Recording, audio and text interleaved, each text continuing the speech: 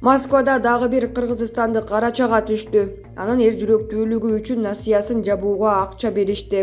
Кыргыз сегментинин социалдык тармактарында кыргыз жараны катышкан дагы бир пранктын видеосу активдүү тарай баштады.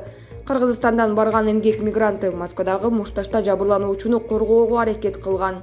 Эдвард Билдин тамаша торунун сюжетине ылайык тамак жеткирүү костюмун кийген адам кесиптештеринин жанында дене бойлуу адам менен чыр-чатакка кирет. Мындай сценарий менен алар өздөрүнүкүнө болушабы же жокпу текшеришет.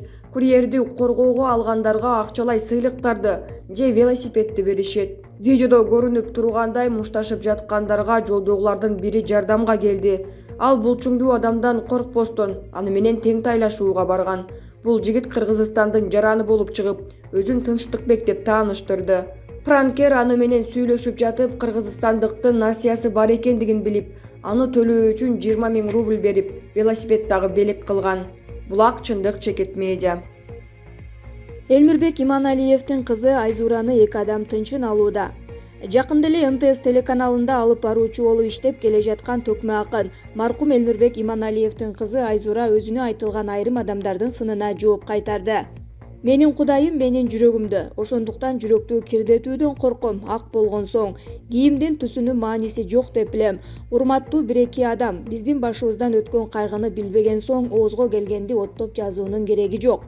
Сезимди ак кийгизип турмушка беремби, өзүм жайнап эфирге чыгамбы, өзүм билем. Ал үчүн дагы кийин мен жооп берем. Ата-энеме болгон урматым менин сырткы чүпүрөгүм эмес, татыктуу жашап өткөн өмүрүм. Тигил жактан карап сыймыктана тургудай жашоо. Менин бул күнгө чейинки көз жашымды, азыркы сагынычымды эч кимге каалабайм. Мындай жүктү көтөрүү оор экен. Жакындарыңыз ар дайым жаныңызда болсун, деди Айзура. Борончу Кудайбергенов: мен кайра жаралсам молдо болмокмун. Элгезит KG маалымат порталы белгилүү куудул актер Борончу Кудайбергеновду маекке чакырды. Ал алдыдагы шайлоо, кимди шайлай турганын, саясат жана жакынкы пландары тууралуу кеп салды. Алдыда Кыргызстанда шайлоо болот. Парламентке депутаттарды шайлоодо кайсы партияны колдоп жатасыз? Шайлоого барам, биринчиден баарына каршы деген добушумду берейин деп чечтим. Менин эле жердештерим өз кызыкчылыктары үчүн чуркап жүрүшөт. Кээ бири бизнестерин улантканы келип жатышканы айдан ачык болуп калды. Айрымдары балдарын чет мамлекеттен окутуп, бул жерде такыр жашабай кетип калчудай эле элес калтырат. Кыскасы, Кыргызстанга кайдыгер мамиле жасашат. Экинчиден, бийликке аттангандардын максаты бир. Креслого отургандан кийин өз адамдарын, тааныш билиштерин коюп коюшат да, нааразычылыктар болсо кайра аны жылдырып башка орунга коюп койгондугу өкүндүрөт. Аны сыналгыдан жамандап жакшы иштебейт деп сөгүп койсо, биз ага ынанып, жакшы иштеп атат деп сүйүнүп жатып калабыз. Айланып келип эле ошол эле адамдар бизди башкарып жатышат. Үч баштуу ажыдаар болсо дагы көчүгү бир дегендей болуп жатат бул жагы. Шайлоо ушундай кырдаалга туш келгени, бирок бийлик шайлоону сөзсүз түрдө өткөрүп жатканы боюнча пикириңиз? Бул коронавирус атына жараша бийлик менен сүйлөшүп алган окшойт. Мен 4-октябрда жоголуп кетейин, кайра 5-октябрда пайда болуп калайын деп тамашалап коем. Эл көчөгө чыгайын десе эле чыгарбайт. Бийликке бир нерсе керек болуп калса жоголуп кетет экен. Билбейм, булар элге керек болуп жатканда жоголуп кетет, анан шайлоо учурунда пайда болуп калышат. Уурулар ууруну карма десе, бандитти кармайм дейт. Ал эми коррупционер коррупцияны жоем дейт. Бирок эл баарын билет, ким экенин.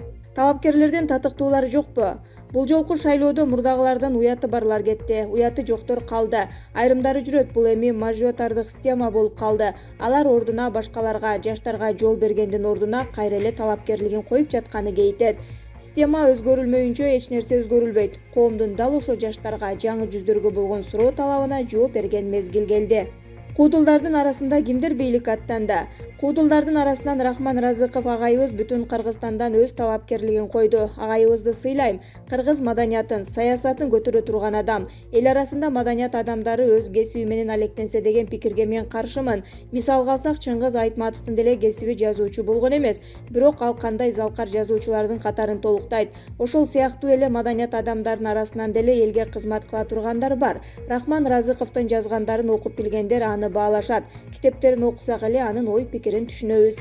Жакында эле Кыргызстандын эгемен алганына 29 жыл болду. Мына ошол салтанатта сахнага чыккан акын Алы Туткучев эл алдында баарын бетке айтып саясатты сындады. Куудулдар дал ушундай эркин айтканга жол берилеби? Албетте биз 30 жылдан бери эле бетке айтып келатабыз, бирок бизди мындай концерттерге чакыруу боло элек. Алгачкы болуп саясатты мен сындаган болчумун. Ак үйдү аэропорттун жанына алып барбайлыбы, качып бараткандары таш менен урабыз деген тамаша болчу. Бийликтегилерден бир гана Даха Мадумаров ар дайым келип турат, калгандары бийликтен кеткенден кийин гана келишет. Негизи эле чиновниктердин көпчүлүгү эки жүздүү болот экен. Менин кааларым бийликтеги чиновниктер биздин концерттерге келсе, ошондой президент болсо, жада калса ошол ак үйдөгүлөр да келсе, орундуктардын баарына отургузуп, алардын ишине баа берип тамашага салмакпыз. Жогору жактан ушундай бир схема түзүлсө жакшы болмок. Ошондо гана чындык айтылып, атка минерлерибиз кемчиликтерин билип алышмак деп ойлойм. Учурда партияларга иштеп концерт коюп бериңиз деп сизге кайрылуулар, буйрутмалар жасалып, сунуштар түшүп жатабы? Жок, азыр саясатчылардын баары артист болуп калыптыр. Желектерин көтөрүшүп, каяктагы бир асмандын башын айтып убадаларды берип жатышат.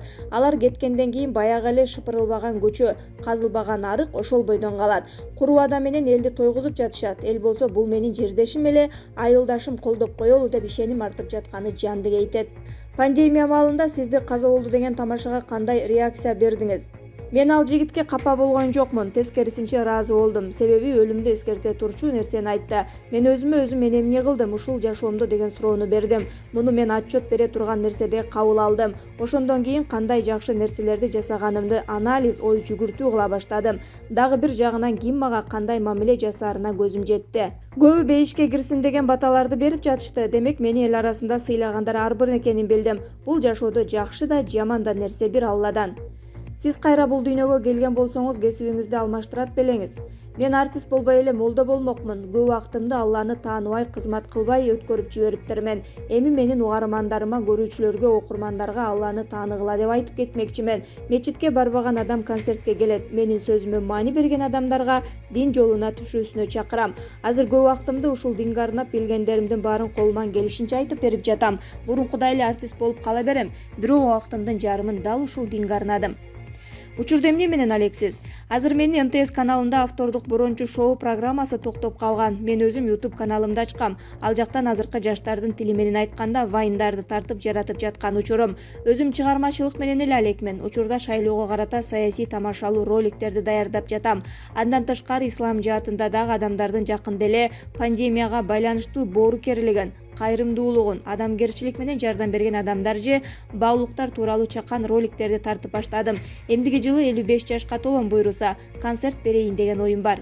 Пандемия учурунда кимди жоготтуңуз? Коронавируста жакшы саналаш досторумдун кандай экенин билдим. Мурда жоготуп алган досторумду кайра таптым. Эгер мен каза болуп калсам, мага чалып койбогондорго таарынып чалдым. Рахматтагы ийгиликтерди жаратып, элди күлкүгө бөлөй бериңиз.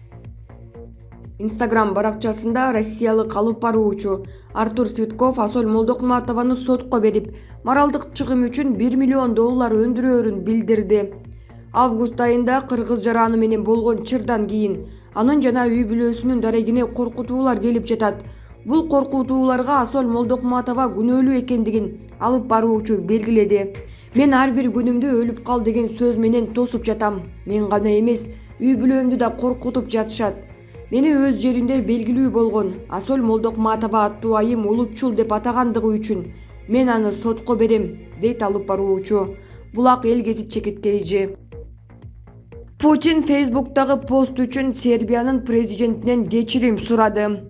Сербиянын президенти Александр Вучич улуттук телекөрсөтүү аркылуу Россиянын лидери Владимир Путин жана тышкы иштер министри Сергей Лавров, тышкы иштер министрлигинин расмий өкүлү Мария Захарованын Сербиянын делегациясынын Вашингтонго сапары жөнүндө жазганынан улам кечирим сурашканын билдирди.